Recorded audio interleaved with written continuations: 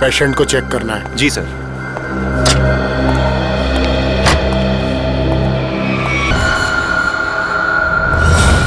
आइए सर, मैंने ही आपको फोन किया था। ये सब हुआ कैसे? समझ में नहीं आ रहा सर, देखते ही देखते पेशेंट को कैसे आग लग गई। प्लीज हटिए आप लोग।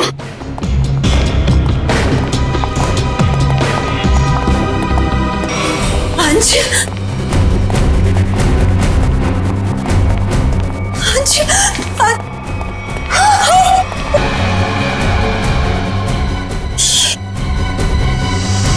सर, मिस्टर अंश की वाइफ और बेटा। अंश को हाथ कैसे? देखिए, थोड़े वक्त के लिए आप लोग बाहर कॉरिडोर में इंतजार कीजिए। पंकज प्लीज चलिए। पापा आइए। अंश जी यहाँ कौन सी बीमारी का इलाज कराने के लिए एडमिट हुए थे? अच्छा ये बताओ कि डॉक्टर साहब के इस कमरे में आने से पहले कोई और भी आया था इस कमरे में? हाँ सर, 2 लोग आए हुए थे। एक कमरे की साफ सफाई करने वाला और दूसरा बिस्तर की चादर बदलने वाली। ये अंश कुमार, इस अंश कुमार की कुंडली निकालनी होगी। जहां तक मुझे याद आता है कि बहुत सारे काले कारनामों में शामिल था। आपको क्या लगता है आग किस वजह से लगी? मेरी बात छोड़ो सचिन, तुम बताओ, तुम लोगों को क्या लगता है भाई? सरों साहब, अगर हमें पता होता तो हम आपको क्यों बुलाते? देखा तारिका, इन लोगों ने तो हाथ खड़े कर दिए। अरे प्रद्युमन तो कहता था तुम लोग सुपर कॉप हो यार। सर हम तो सिर्फ तहकीकात कर सकते हैं, अंदाजा लगा सकते हैं, लेकिन इस साइंस के मास्टर तो आप ही हैं ना। तो ठीक है, अंदाजा क्या लगाते हो वो अंदाजा ही बता दो यार। सर हमें ऐसा लगता है कि ये चिंगारी लगाने वाला कोई इंसान नहीं बल्कि कोई वस्तु, कोई चीज है। हो सकता है, देखते हैं।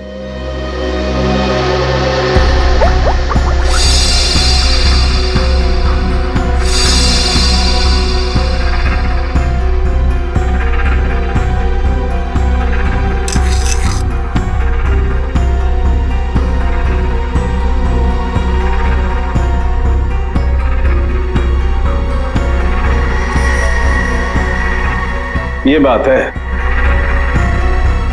क्या बात है सर? अंश की इस चमड़ी के टुकड़े पर मुझे 2 किस्म के केमिकल मिले। एक का नाम कोजू और दूसरे का चिलिंगफी। कोजू और चिलिंगफी? ये केमिकल के नाम या कोई चाइनीज रेस्टोरेंट के? पंकज, मजाक नहीं। और ये दोनों केमिकल जब आपस में मिल जाते हैं तो एक तीसरा केमिकल बनता है जो बहुत ही आसानी से आग पकड़ लेता है अगर उसे एक निश्चित मात्रा से ज्यादा ऑक्सीजन मिल जाए तो। और जैसे ही डॉक्टर साहब ने इस कमरे का दरवाजा खोला, यहाँ का ऑक्सीजन लेवल बढ़ गया। इसका मतलब अंश की बॉडी पे ये केमिकल हॉस्पिटल के किसी अंदर वाले ने लगाया है। अंदर वाले ने। देखिए, आप बेवजह हम पर शक कर रहे हैं। हम भला अपने मरीज की जान क्यों लेंगे? डॉक्टर साहब, हम भी यही जानना चाहते हैं कि आपने किसके कहने पे वो केमिकल अंश की बॉडी पे लगाया? देखिए, मैंने मिस्टर अंश को छुआ तक नहीं। मैं तो एक एक दवाइयां उनके बॉडीगार्ड के सामने देता था। अगर आपने नहीं छुआ तो किसने किया है? किसने स्पंज बाथ दिया उसे? देखिए, मिस्टर अंश यहाँ पर फूड पॉइजनिंग के इलाज के लिए आए थे, तो स्पंज बाथ देने का तो सवाल ही नहीं उठता। मैं कह रहा हूँ ना कि हम में से किसी ने भी उनकी बॉडी के ऊपर कोई केमिकल नहीं लगाया। अच्छा, तो आप ये कहना चाहते हैं कि डॉक्टर सालुंके गलत कह रहे हैं? जी नहीं, मैं ये बिल्कुल नहीं कह रहा हूँ। मैं सिर्फ इतना कह रहा हूँ कि मैंने या मेरे किसी भी स्टाफ ने उनकी बॉडी के ऊपर कोई केमिकल नहीं लगाया है। 2 लोग आए हुए थे। एक कमरे की साफ सफाई करने वाला और दूसरा बिस्तर की चादर बदलने वाली। माय गॉड, कहीं वो केमिकल उस चादर पे तो नहीं लगा हुआ था जो अंश के कमरे में बिछी हुई थी? डॉक्टर साहब, ये सारी बेडशीट कहाँ रखी जाती?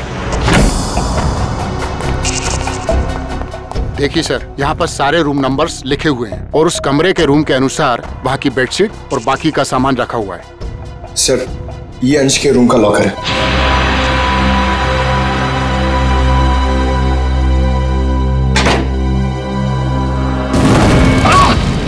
ठीक हो तुम?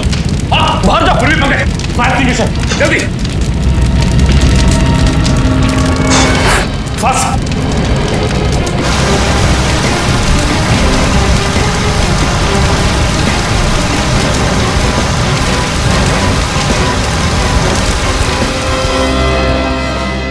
लगता है थोड़ा केमिकल रह गया था इसमें। सही कह रहे हो सचिन, अब तो इस लॉकर को बाहर निकालना ही पड़ेगा। आप लोग प्लीज थोड़ा पीछे रहिए।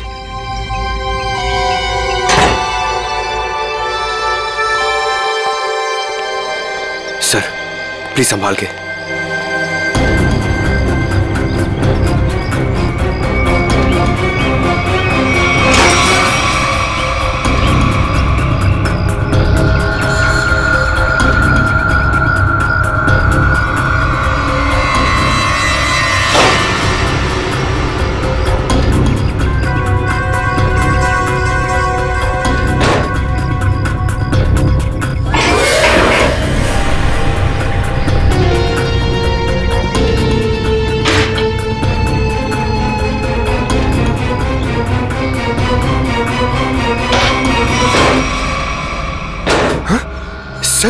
ये क्या, आपकी बार तो आग ही नहीं लगी? क्या बोलते, आग सिर्फ इसमें लगी। ये देखो, सिर्फ ये बैग जला है, बाकी सारी की सारी चीजें बिल्कुल वैसी हैं। ये देखो। सर इसका मतलब केमिकल इस बैग में होगा और बेडशीट इसी बैग में लाई होगी।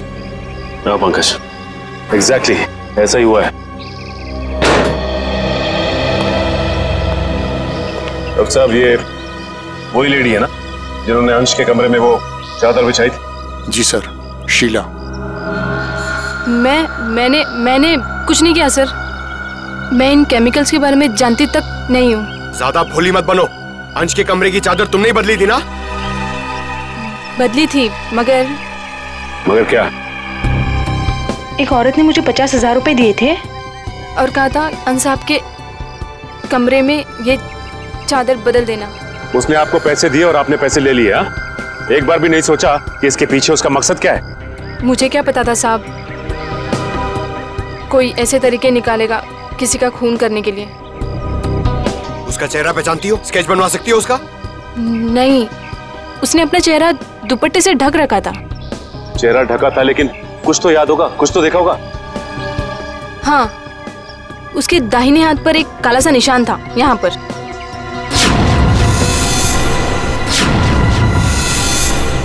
ठीक है, आप लोग जा सकते हैं। जी सर। अंश को फूड पॉइजनिंग हुई उसके घर पे, जिसके बाद वो हॉस्पिटल में एडमिट हुआ। और कमाल की बात है कि हॉस्पिटल में आने के बाद वो जल के मर गया। कुछ तो गड़बड़ है।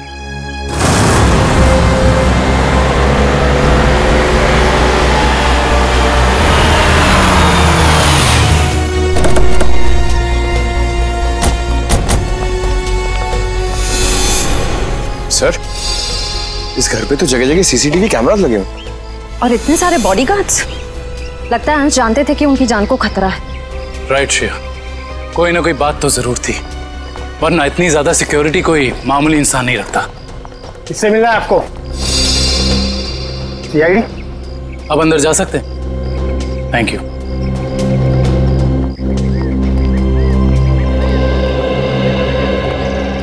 सर, ये घर तो बड़ा आलीशान है।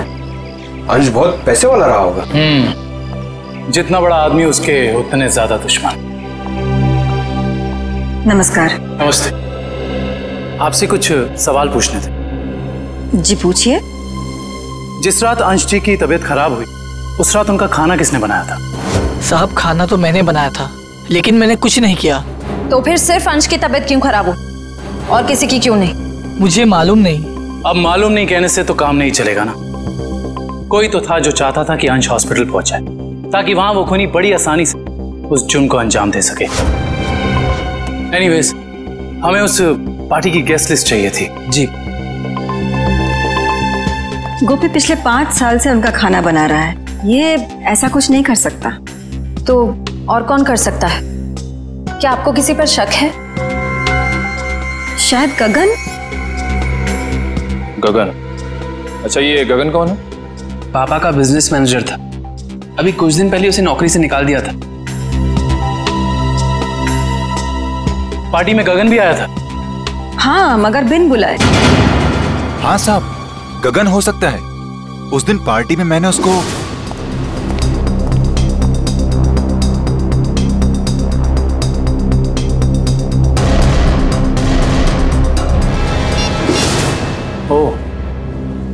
तो अंश गगन पे चिल्ला रहे थे। हाँ साहब, पर म्यूजिक की आवाज बहुत तेज थी। मैं समझ नहीं पाया कि साहब गगन को क्यों डांट रहे थे। मगर अंश ने गगन को नौकरी से क्यों निकाला था? पता नहीं, मगर जरूर कोई बड़ी बात रही होगी जो उन्होंने अपने 10 साल पुराने एम्प्लॉय को एक ही झटके में काम से बाहर निकाल दिया। गगन को नौकरी से क्यों निकाल दिया था, इसका जवाब ढूंढना होगा। क्या अंशी की मौत हो गई है? जी हाँ, और हमें शक है कि उनकी मौत में आपके पति गगन का हाथ है। ये क्या कह रहे हैं आप? गगन अपनी जान दे सकते हैं पर वो किसी की जान लेने की कभी सोच भी नहीं सकते। सोचा नहीं बल्कि कर दिया। बहुत ही लंबी चौड़ी प्लानिंग के साथ गगन ने अंश को हॉस्पिटल में ही चला दिया। आपको कुछ गलतफहमी हुई है, गगन ऐसे नहीं है। वो ऐसा नहीं है तो कैसा है, वो तो उनसे मिलने के बाद ही पता चलेगा। वो कब तक वापस लौटेंगे? मुझे नहीं पता। मैंने पुलिस स्टेशन में उनके गुमशुदा होने की रिपोर्ट भी लिखवाई है। कल से वो गायब है। बुरा मत मानिएगा मैडम, लेकिन मुजरिम अक्सर खून करके ऐसे ही फरार हो जाते हैं। बार बार उनको मुजरिम कह करके उनका अपमान मत करिए। अगर उनको जुर्म करना ही होता तो वो अंश जी की बात मान करके अंकित को मार ना देते। एक मिनट, क्या कहा आपने? अंश जी ने गगन को अपने बेटे अंकित का खून करने का काम सौंपा था, पर गगन ने साफ इनकार कर दिया और इसी वजह से उन्होंने गगन को नौकरी से निकाल दिया। ओह, तो इस वजह से गगन को नौकरी से निकाल दिया गया। और कोई बाप अपने बेटे को मरवाना क्यों चाहेगा? सर नहीं सर, ऐसा नहीं हो सकता। आप प्लीज कह दीजिए झूठ है। मेरे पापा मुझे मारने की प्लानिंग कभी कर ही नहीं सकते। हम जानते हैं ये बात आप लोगों के लिए काफी धक्का पहुंचाने वाली है। गगन की पत्नी झूठ बोल रही है। अपने पति को बचाने के लिए कुछ भी मनगढ़ंत कहानी बना रही है वो। अंश जैसा पिता अपने इकलौते बेटे को मारने की कैसे सोच सकता है?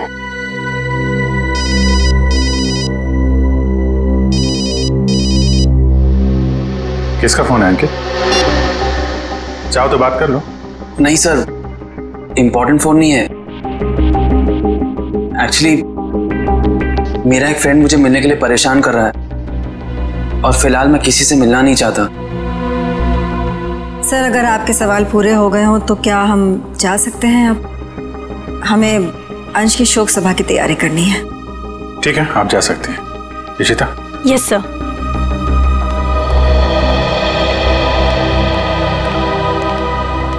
सर, जब अंकित का फोन बज रहा था तब उसका रवैया कुछ अजीब सा नहीं हो गया? लग तो रहा था कुछ छुपा रहा है। नजर रखो इस पे।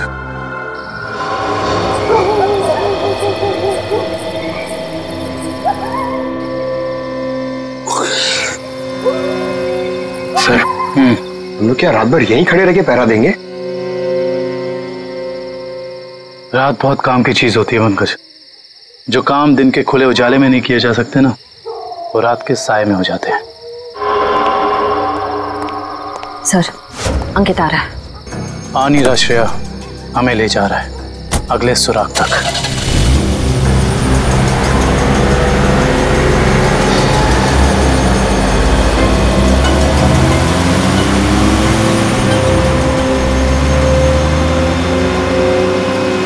Let's go.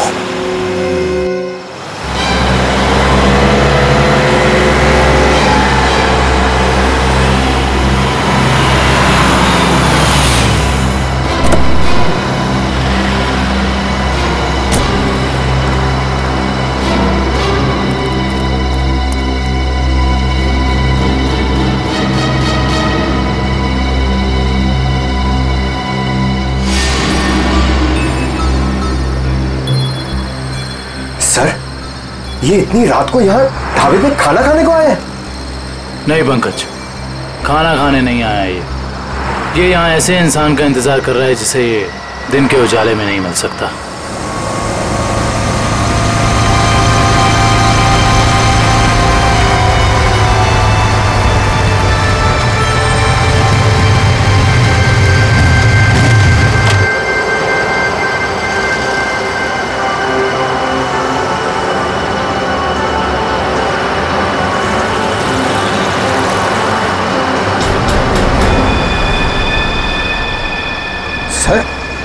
मैंने तो सोचा ये लड़का होगा, ये तो लड़की निकली।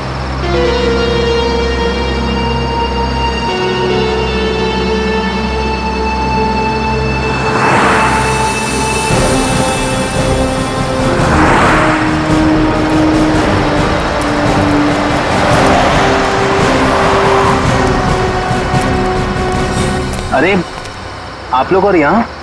हाँ हम बहुत मेहनत करें आपके पापा के खूनी को ढूंढने की। वैसे ये कौन है? ये स्वाति, मेरी बेस्ट फ्रेंड है। हाँ, वो तो हमने देख ही लिया है। देखिए आप लोग प्लीज मेरी मामा से मत कहिएगा कि मैं इससे यहाँ मिलाऊं। क्यों? वो आंटी मुझे इतना पसंद नहीं करती। क्यों पसंद नहीं करती? मालूम नहीं, पर नहीं करती, और उनके गुस्से से मुझे बहुत डर लगता है। ठीक है, नहीं बताएंगे। सब बचपन से ही मुझे प्रिंसिपल ऑफिस के बाहर खड़े होने में बड़ा डर लगता था। कभी सोचा नहीं था कि सीआईडी का काम मुझे एक बार फिर यहीं ले आएगा। काफी शरारती बच्चे थे तुम, इसलिए प्रिंसिपल के कैबिन के बाहर खड़े कर दिए जाते थे। हैं? बस यूं ही कभी कभी टीचर पनिश कर देते थे। आइए, आपको प्रिंसिपल साहब ने अंदर बुलाया। हेलो। हेलो, सॉरी आप लोगों को इंतजार करना पड़ा। That's okay. हम यहाँ अंकित कुमार नाम के एक स्टूडेंट के बारे में कुछ जानकारी हासिल करने आए हैं। अंकित कुमार? तो वो तो बहुत ही ब्राइट स्टूडेंट है इस कॉलेज का। पढ़ाई लिखाई, खेल कूद, डिबेट, ड्रामा, हर चीज में वो नंबर 1 रहता है। अच्छा, इतना होनहार है वो? हाँ, बल्कि इस बार कॉलेज का स्टूडेंट ऑफ ईयर अवार्ड भी तो उसे ही मिला है। ये देखिए, ये नहीं उसकी फोटो। इसमें अंकित कुमार कहाँ है? यही तो है। ये नहीं, आपको कोई गलतफहमी हो रही है। हम लोग अंश कुमार के बेटे अंकित कुमार के बारे में बात कर रहे हैं। हाँ हाँ, यही तो है, अंश कुमार और रिद्धिमा का बेटा। सर, अगर ये असली अंकित है तो फिर वो कौन है? जो कोई भी है, उसके इरादे ठीक नहीं है, और रिद्धिमा जी ने हमें उसके बारे में बताया क्यों नहीं? रिद्धिमा जी कहाँ हैं? मैडम अपने कमरे में हैं। आइए।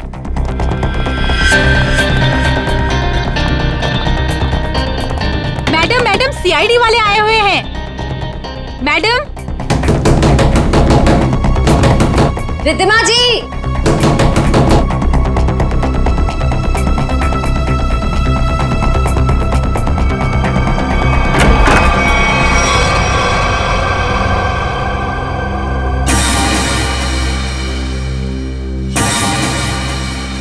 सर, कमरे में तो कोई नहीं है।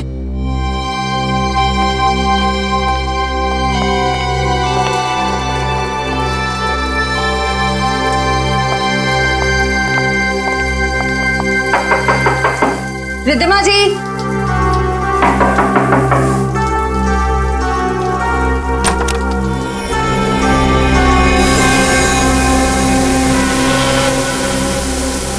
सर, यहाँ भी कोई नहीं है।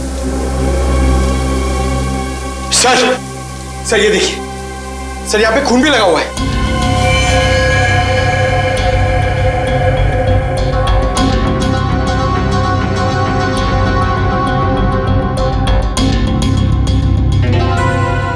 शायद रिद्धिमा जी का किडनैप हो गया है। इन टुकड़ों को देख के तो यही लगता है कि उनकी किडनैपर के साथ हाथापाई हुई होगी। अंकित कहाँ है? बुलाओ उसे। अंकित बाबा तो आज सुबह घर से बाहर चले गए हैं। निखिल, अंकित को फोन लगाओ। इस कमरे में इतना कुछ हो गया और किसी को भनक तक नहीं लगी। फायदा क्या घर में इतनी सिक्योरिटी का? अच्छा ये बताओ कि खिड़की के पीछे की तरफ भी कैमरा लगा है ना? जी सर। मुझे उसकी फुटेज देखनी है।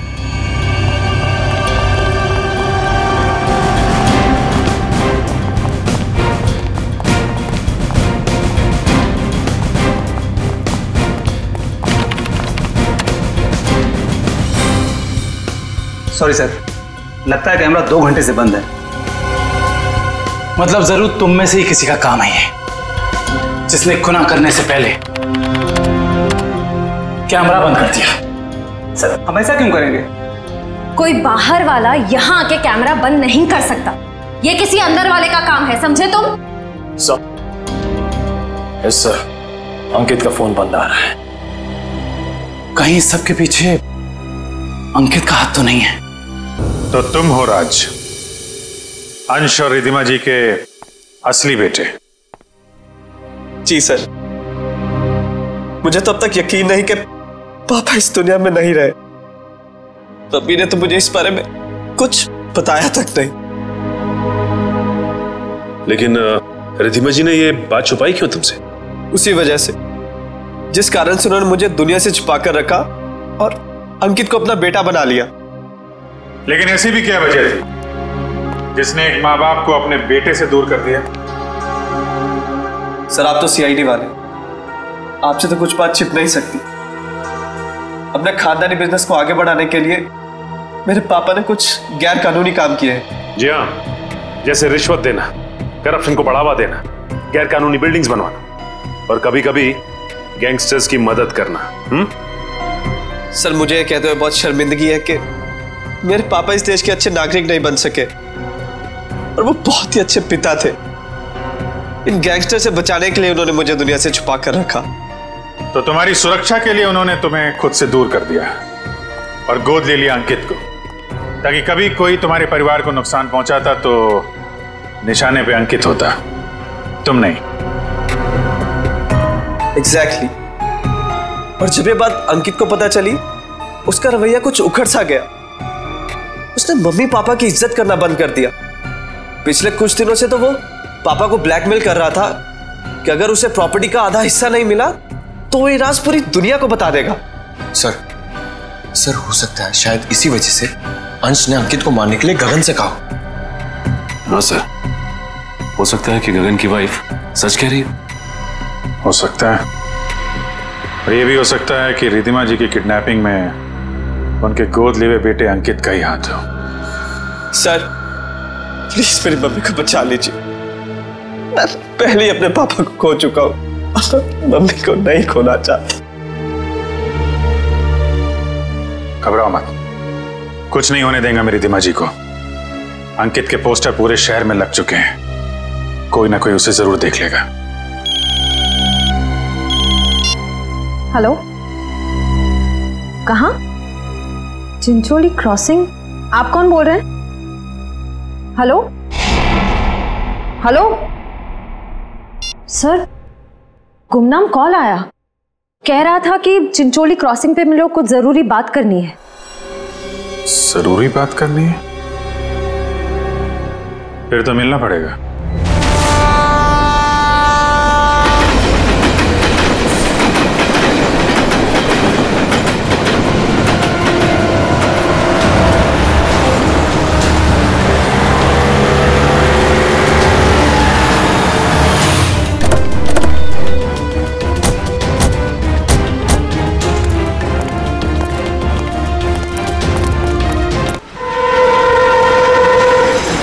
बताओ क्या बताना चाहते थे? सर, मैंने आपको फोन इसलिए किया था क्योंकि जिस आदमी का आपने पोस्टर लगाया है उससे मैंने कहीं देखा है सर। तुमने पक्का ध्यान से देखा ना? वो अंकित ही है। हाँ सर, वो अंकित ही था। कहाँ देखा है उसे? सर, अगर मैं आप लोगों को बताऊंगा तो कहीं मैं मुसीबत में न पड़ जाऊं सर। देखो, तुम्हें कुछ नहीं होगा। तुम बताओ, तुमने कहाँ देखा था अंकित को? सर, मैंने उसे हसनपुरा की चौल में देखा था सर। हसनपुरा चौल?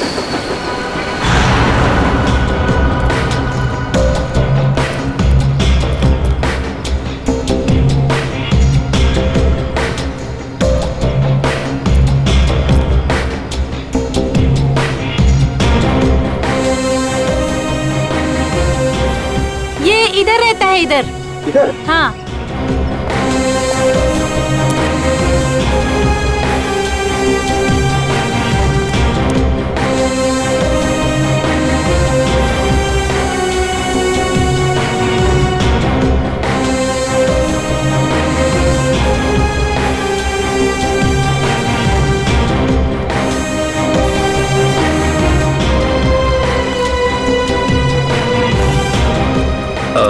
आपने इसे कहीं देखा है? हाँ, उस तरफ रहता है। Thank you. सर, पता चल गया, अंकित उस घर में आता जाता था।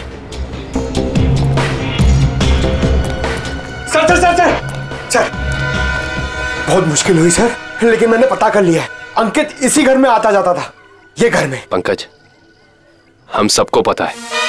आओ।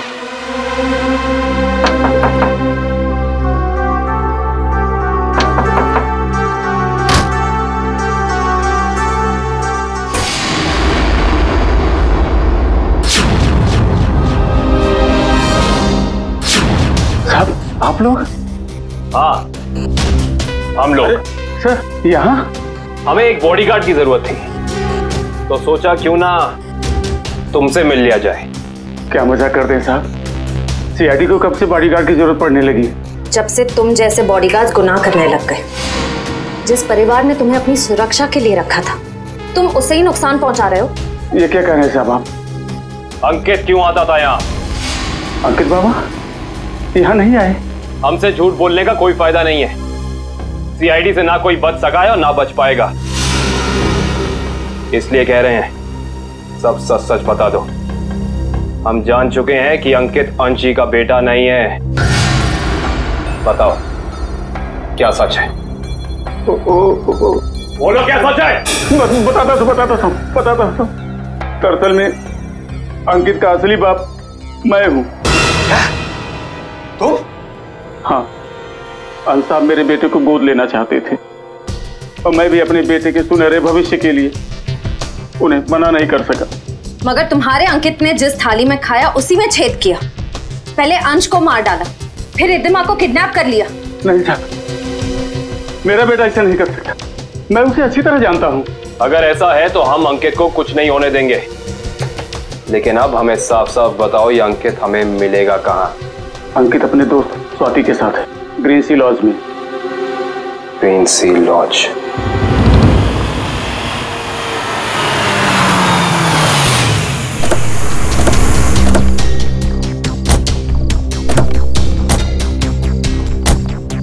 सर, ये अंकित की गाड़ी है। अंदर चल के चेक करते हैं।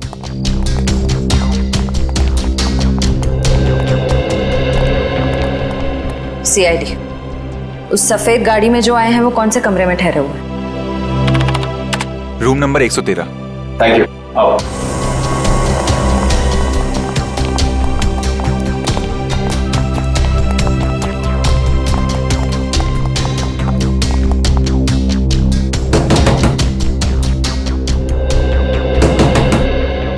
कौन है?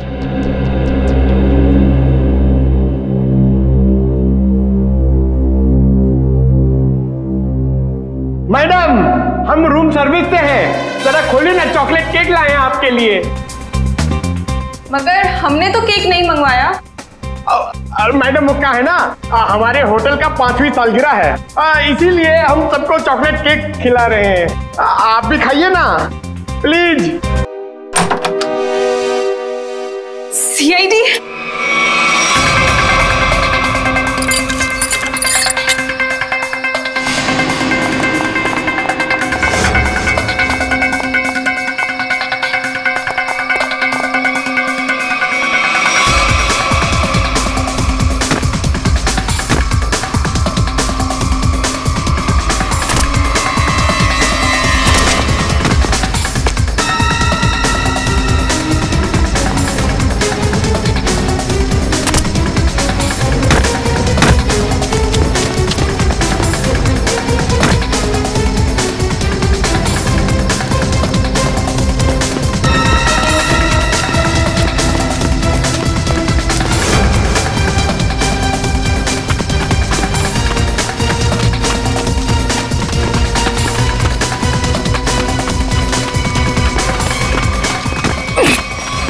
प्लीज मुझे छोड़ दो, प्लीज।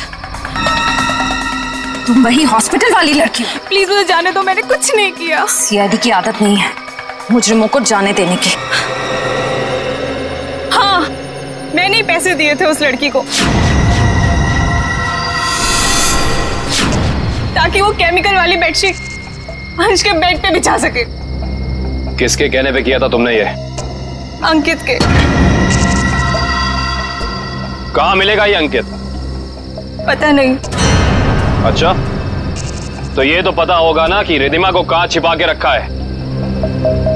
नहीं पता। ये पता नहीं, वो पता नहीं, तुम्हें पता क्या है स्वाति? गगन कहाँ है ये पता है मुझे। I see। तो और क्या क्या पता है तुम्हें? कैसे हुआ ये? मैं जानबूझ के नहीं मारा सर, मैं सिर्फ अपने आप को बचाना चाहता था। ये गगन सही कह रहा है, अगर हमने अपने बचाव के लिए इसे नहीं मारा होता तो ये हम दोनों को मार देता। हम समझ सकते हैं। श्रेया, इनके स्टेटमेंट रिकॉर्ड कर लो। आप लोग जाइए प्लीज इनके साथ में। चलिए।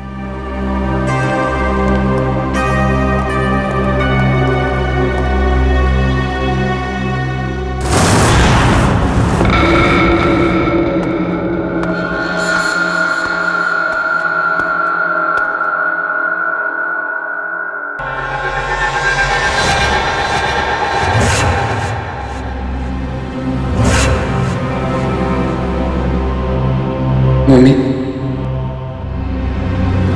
मम्मी, मम्मी,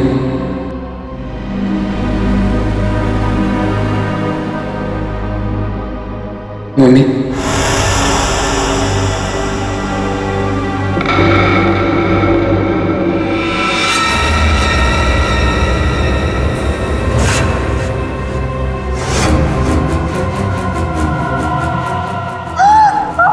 आपने मेरे साथ ऐसा क्यों किया? हमने मेरे साथ ऐसा क्यों किया मम्मी? क्यों मुझे धोखा दिया? क्यों मुझे धोखा दिया? क्यों मुझे मार दिया? क्यों मुझे मार दिया? बोलिए मम्मी, जवाब दीजिए। बोलिए मम्मी, जवाब दीजिए। क्यों किया आपने ऐसा मेरे साथ? क्यों किया आपने ऐसा मेरे साथ? क्यों हमने बेटे को मार दी? क्यों हमने बेटे को मार दिया? जवाब दीजिए मम्मी, जवाब दीजिए मम्मी। बोलिए आपने ऐसा क्यों किया? बोलिए आपने ऐसा क्यों किया? क्यों मुझे मारा? क्यों मुझे मारा? क्यों मुझे मारा? क्यों क्यों?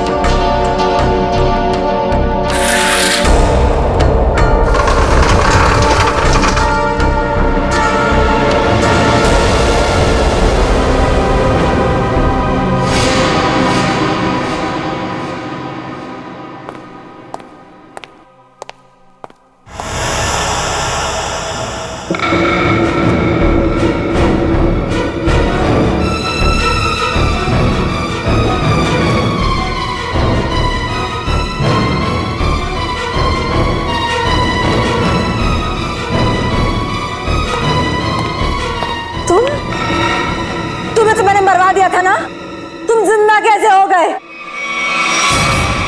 मरे हुए लोग कभी जिंदा नहीं होते रिधिमा जी। ये सब तो सीआईडी का प्लान होता है, गुनहगार से उसका जुर्म कबूल कराने का। अंकित तो कोई मरा ही नहीं था। इतना बड़ा धोखा मेरे साथ। मैं धोखा तो तुमने दिया। मैंने जो कुछ भी किया अपने बेटे के लिए किया है। राज, तुम्हारे पापा तुम्हें अपने गैर कानूनी बिजनेस में शामिल करना चाहते थे, लेकिन मैंने तुम्हें हमेशा गुनाहों के इस साए से दूर रखना चाहा। माँ, मैंने कभी सपने में भी नहीं सोचा था तुम भी पापा की तरह इस तरह गुनाहों के दलदल में धंसी हुई हो। और इसीलिए इन्होंने पापा को मारने के लिए मेरी मदद ली थी और प्रॉपर्टी में 25% शेयर देने का वादा भी किया था। इस प्लान में तुम दोनों मिले हुए हो, इसके बारे में तुम्हारी दोस्त स्वाति ने हमें पहले ही बता दिया था। उस पार्टी के दिन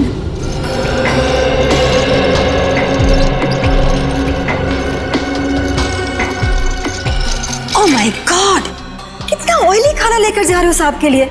डॉक्टर ने परहेज के लिए कहा है ना।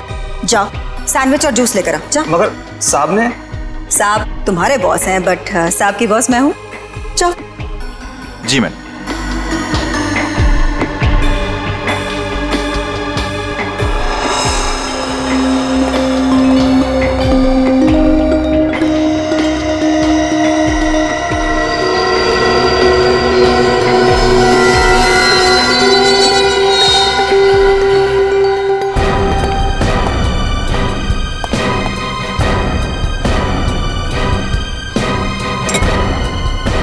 गुड, तुम जाओ, मैं साहब को खाना खिला दूंगी।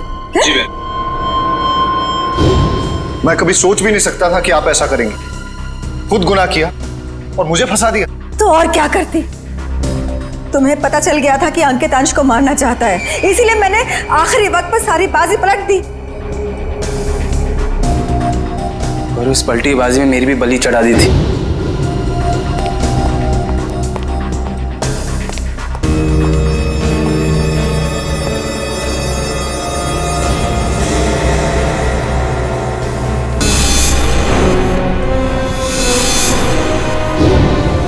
मुझे पता चला कि गगन को तो पूरी सच्चाई पता ही नहीं है। उसे तो यही नहीं पता कि अंश की मौत में मेरा हाथ है, इसलिए मैंने सारा इल्जाम अंकित पर डाल दिया। राज, मैंने ये सब तुम्हारे लिए किया बेटा। गुनाहों पे ममता की चादर ओढ़ देने से तुम्हारे पाप धुल नहीं जाएंगे मैडम। आप दोनों का फैसला अदालत करेगी, या तो फांसी होगी या फिर जिंदगी भर जेल।